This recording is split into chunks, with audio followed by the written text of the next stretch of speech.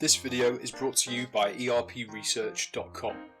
We offer free online ERP advice, resources, comparisons and more. So check out ERPResearch.com today for more ERP project tools and content. In this video, we'll be discussing the true cost of ERP implementation and ownership, and we'll be giving you a view of all of the costs, especially the unexpected costs of implementing and running an enterprise resource planning system from day to day. If you're budgeting for an ERP implementation, then click the link in the description to access our free ERP budgeting template to speed up the process. Also, make sure you check out our other video on building a successful ERP business case. So back to ERP project costs. First of all, let's establish the basics. ERP software licensing costs. ERP software is broadly divided into two main licensing options, and it's important to understand the operational and commercial differences. Number one, the old on-premise software model, and number two, the increasingly popular and dominant cloud ERP model, also known as software as a service. On-premise software typically requires a larger upfront investment, as it doesn't include other services such as hosting, application management or anything else. All you're paying for is the rights to download and use the software. Although there's a big upfront investment, on-premise software will typically also come with an annual maintenance cost, which can range anywhere from 5 to 30% of the original purchase price.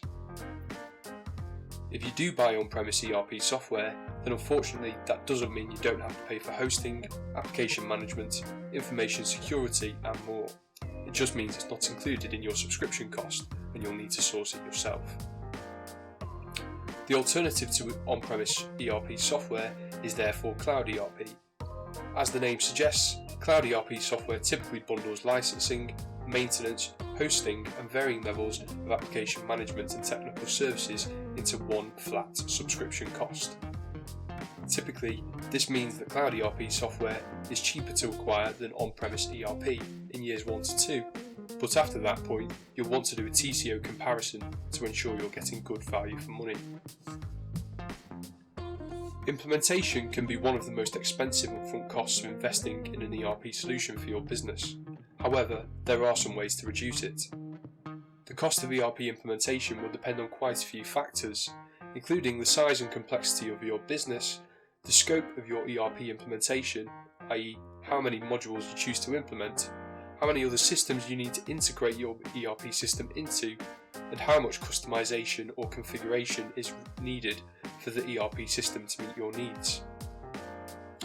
Typically, most organisations won't have the in-house skills to implement a particular ERP product themselves, which is why they often contract the work to a third-party systems integrator or ERP implementation partner. The cost and skills of your chosen ERP, SI or partner is also going to have an impact on your ERP project costs, and as they say, cheaper isn't always better. An often overlooked cost element of implementing an ERP solution is the internal cost of doing so. Although most organisations will outsource implementation work, your business will also need to dedicate the time of key process owners and project managers to coordinate the work. Typically, an ERP project can demand up to and over 50% of your internal project team's time for several months or years. As well as this, you may want to create bonus plans or special incentives for key employees involved in the project to ensure that they're fully invested in its success. ERP projects can also create business disruption and downtime, which in turn can create hidden costs. Once you've implemented ERP software into your business, you need to ensure that it continues to run effectively and that it stays up to date with the changing needs of your business. If you've chosen cloud ERP software, then a lot of this is taken care of. But either way, you'll need to ensure that you have the right day-to-day support in place. And that can mean creating an internal ERP support function, outsourcing support to a third party, or having a mixture of support services in place. ERP software also needs to be upgraded regularly to stay up to date with the latest regulations and to ensure your business is adopting new functionality which can create new efficiencies. Again, cloud ERP solutions can make this easier, but regardless, you'll need to test upgrades before rolling them out, and that can incur additional costs. So those are the main costs you'll want to look out for when considering your ERP implementation project. And make sure to check the link in the description for our free ERP budgeting template.